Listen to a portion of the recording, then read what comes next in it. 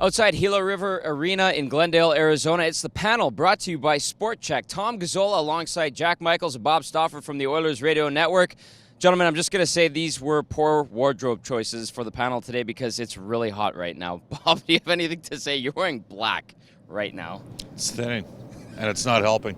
Jack, how you feeling? Not as poor as my decision not to bring a long coat to frosty St. Louis. But, you know, the Oilers get out of St. Louis with a win, and they didn't just get out of St. Louis with a win. They earned it. They outplayed the Blues significantly over the final two periods and overtime.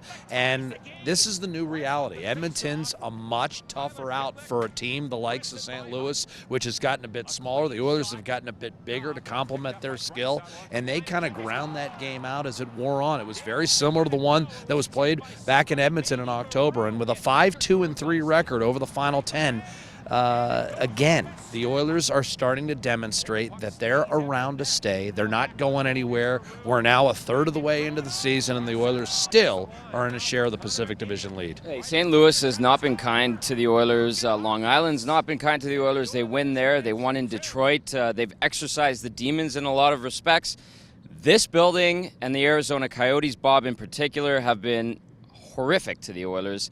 Could we see them win Wednesday night against this team? And in regulation, it's been 25 games. These guys have stolen points from the Oilers.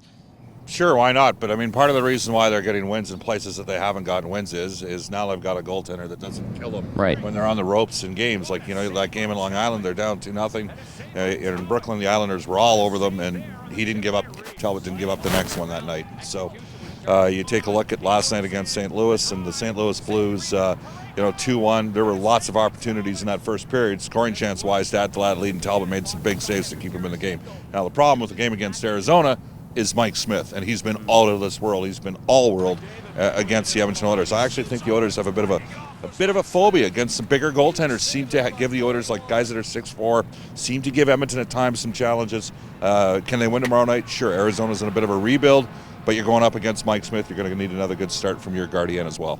The Oilers are in a deadlock for first in the Pacific Division, guys.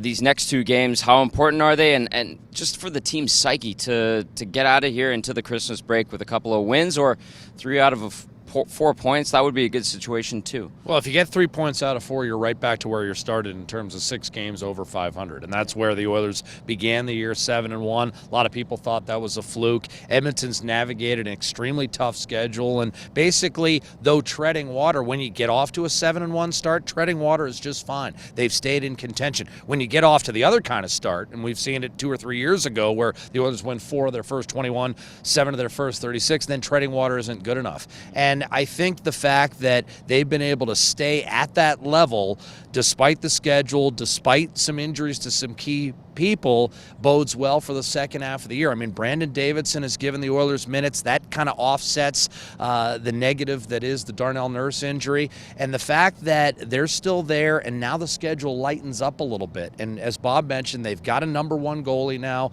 Their special teams are both in the top 10 when it comes to the National Hockey League. There's a lot of things that indicate that this isn't just going to be a 35-game run. This is going to be a run that extends into March and April. And when you look at the next 2 games, it's a nice little table setter for the second half of the year. Bob, if the Oilers are going to contend for the Pacific Division title and contend for a significant playoff run, what do they got to do? It starts tomorrow night against Arizona and then again with San Jose as we wrap up this stretch here. Yeah, I'm going to be intrigued to see what Edmonton does with Jesse Puljujarvi, because obviously Tyler Pitlick's going to be out a while, and I think it's going to provide an opportunity for Jesse, at least in the short term, to see if he can work his way in the mix till the Oilers continue with Ryan Nugent-Hopkins and Leon Draisaitl on the same line. I mean, right now, I talked to a couple of prominent former Oiler players and NHLers last night. They're both like, Edmonton has 2 number 1 centers. Like, Leon Draisaitl's a number 1 center right now. The Oilers have their top 2 scorers have combined more points than any other team's top 2 scorers in the league. So that's exciting. The team's got greater depth.